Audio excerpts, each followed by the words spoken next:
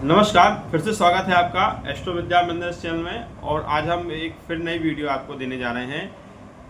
आप सभी ने तो कभी पूजा पाठ जब कराते हैं तो ध्यान रखिएगा, आपको हमेशा उच्चारण करने पर जब पंडित संकल्प जरूर करवाते हैं तब आपको बोलते हैं ये पृथ्वी वराह कल्प है। मतलब ये पृथ्वी जो आज इस पर आप हम निवास करते हैं, रहते हैं, उनकी कृपा से यह वराह की भगवान की देन है। और उसी के अनुसार जब हम संकल्प करते हैं तो जम्बू द्वीप भारत खंडे आर्यवर्त देशांतर जब पूरा संकल्प बनता है उसमें तो वराह कल्प का जरूर उच्चारण आता है, क्योंकि पृथ्वी वराह कल्प है। तो इसी संबंध में आज हम बताने जा रहे हैं कि पृथ्वी को वराह कल्प क्यों कहते हैं और ब्रह्मा जी की आयु तथा युग का भी इसमें क्या वर्णन है। वैसे ब्रह्मा जी की आयु युग का तो बहुत से पुराणों में भी सब तरह से वर्णन है सब जगह पे, पर इसमें कुछ विशेष थोड़ा सा अलग हटके है। तो जो हम आपको अच्छा लगा वो हमने आपको इसमें आज हम बताने जा रहे हैं कि क्या है, क्यों कहा जाता है पृथ्वी को भी वराह कल्प। पुलस्त मुनि राजन को बता रहे हैं कि ब्रह्मा जी की जो आयु है उसे पर में नापा जाता है। पर एक शब्द है जिसे हमारे आपके विचारधारा से भी, शायद संस्कृत में या किसी उसमें उसको नापा जाएगा तो पता चलेगा, पर कहते हैं। और उसके आधे भाग को परार्ध कहते हैं। 15 निमेष की एक काष्ठा होती है और 3 काष्ठाओं की एक कला होती है और 30 कलाओं का एक मुहूर्त होता है। 30 मुहूर्त के काल को मनुष्य एक दिन और रात माना गया है। 30 दिन और रात का एक मास होता है। एक मास में 2 पक्ष होते हैं। 6 महीने का एक अयन होता है। 2 अयन का एक वर्ष होता है। अयन 2 होते हैं, एक दक्षिणायन होता है, एक उत्तरायण होता है। दक्षिणायन में होता है वो देवताओं की रात्रि होती है, उत्तरायण में देवताओं का दिन होता है। 12,000 वर्षों का 4 युग होते हैं, जो क्रमशः सतयुग, त्रेता, द्वापर और कलयुग के नाम से प्रसिद्ध हैं। 4 युग मिलाकर एक कल्प बनता है। जितना कलयुग है उसका डबल द्वापर, द्वापर का डबल त्रेता और त्रेता का 4 गुना सतयुग होता है। सतयुग, त्रेता, द्वापर और कलयुग ये सब मिलकर चतुर्युग कहलाते हैं।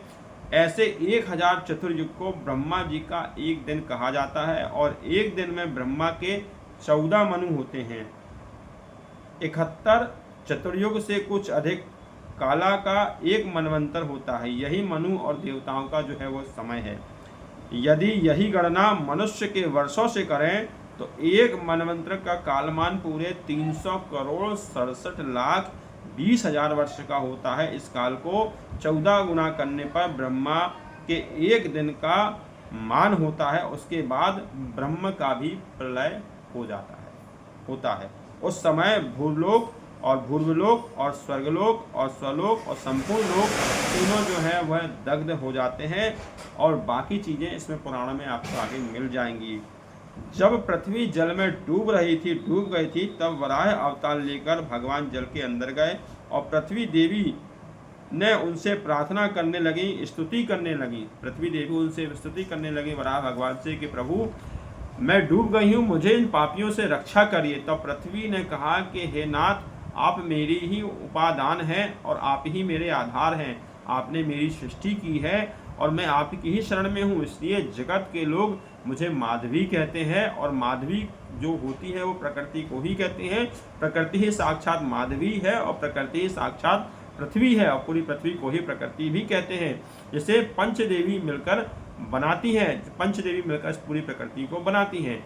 और इस तरह जो है वराह भगवान ने देवी पृथ्वी के आग्रह पर आराधना की स्तुति करने पर भगवान ने पृथ्वी को जल से बाहर निकाला और जिसे वराह कल्प नाम दिया गया, जिसे वराह कल्प हम पृथ्वी को बोलते हैं। इसी के आधार पर वराह भगवान ने सब चीज़ों की उत्पत्ति की। और सामदेव भी जो है वो इसी से ही प्रकट हुए हैं।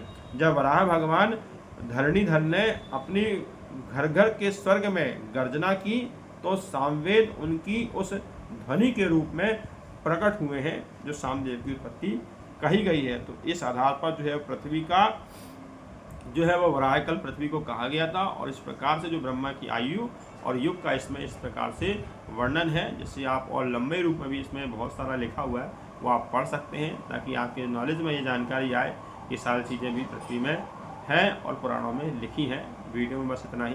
धन्यवाद।